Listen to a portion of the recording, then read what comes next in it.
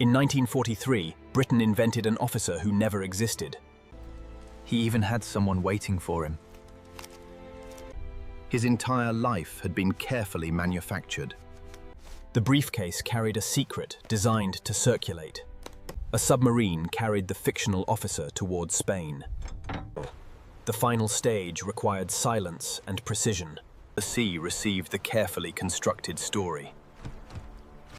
Now the Atlantic current had to deliver the lie. The real objective was an island in the Mediterranean.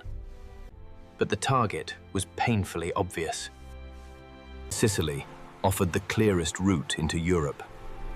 Enemy planners understood its strategic value. They expected the attack to come there. The Allies needed surprise before the landings began. Yet an invasion leaves visible traces. Ships, trucks, and soldiers are difficult to hide. So intelligence officers began designing another answer. They needed a lie strong enough to travel. The deception required a convincing courier. The courier needed a complete military identity. His name would be William Martin. His rank would appear entirely ordinary. Every document needed to survive casual inspection. Paperwork was only the beginning. A believable officer needed a private life. A smiling fiancée gave the fiction warmth. A photograph went into the wallet. Letters suggested a relationship beyond the paperwork. An engagement receipt added one imperfect detail. Ordinary clutter made the identity convincing. Nothing could look freshly planted. Perfect objects would create suspicion. Fiction needed small signs of inconvenience. Even the signature required careful consistency. The courier now had a believable existence. Next, the Atlantic current had to cooperate. Currents became part of the plan. The chosen coastline lay near Huelva. The Spanish coast offered a useful path. The operation now required its final component.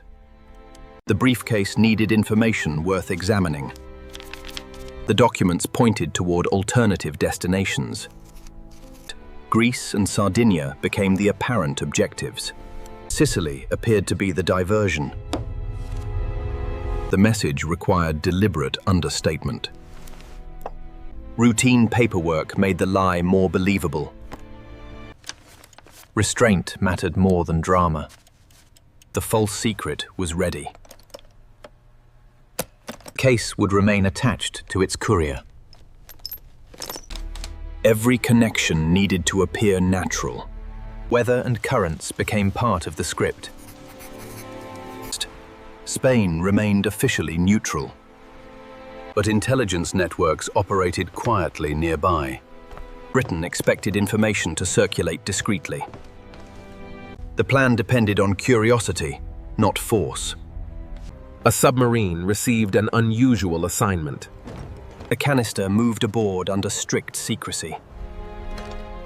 Only a few sailors understood the cargo. The submarine prepared to sail south. The journey required silence and precision. The submarine moved beneath the surface. The route led toward southern Spain. The vessel approached under darkness. Before dawn, the crew prepared the deck. The hatch opened into cold coastal mist. The canister returned to the surface. The final preparations began quietly. The briefcase remained securely attached. The crew observed a brief silence.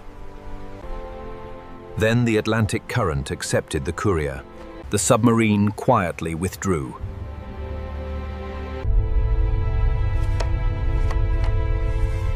The coastline waited in the morning haze. A fisherman noticed something unusual beyond the harbor mouth. He guided the boat closer.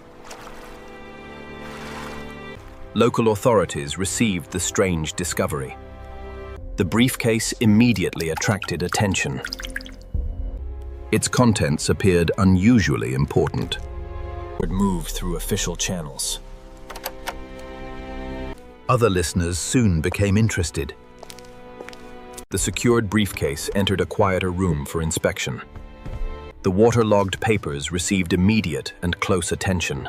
The sensitive contents could be examined discreetly.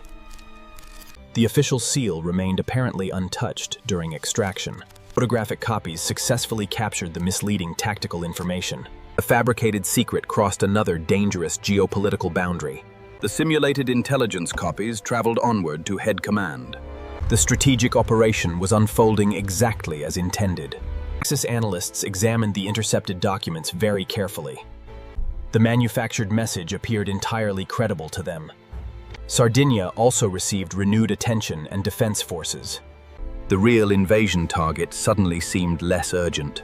The visual deception moved upward through command channels. Strategic uncertainty spread quickly across enemy planning rooms. London waited anxiously for signs of tactical success. Intercepted cable logs confirmed the documents had circulated. The fictional officer had completed his silent assignment. A real Allied invasion force began moving south. In July, the assault fleet approached rural Sicily. The massive amphibious operation had officially begun. Coastal defenders faced a sudden, shocking reality. Allied divisions established a secure foothold within hours. Severe operational confusion continued after the initial landings. Some commands still suspected a larger enemy diversion. The enemy reinforcement delay bought invaluable tactical time. The territorial advance continued rapidly across the island. One fictional identity had completely altered a campaign. The smallest physical details had carried the lie. But the strategic fiction borrowed a real man. His true identity remained hidden for several decades. The complex story ended far from the battlefield. A quiet grave preserved the final intelligence secret. Ordinary objects had shaped extraordinary historical consequences. The grand lie succeeded because it felt human. Not a perfect plan. A human one. The courier officer never lived a single day. But one anonymous man carried the entire story. Global history turned on believable paper details. Some major victories begin with a designed illusion. The secured briefcase entered a quieter room for inspection.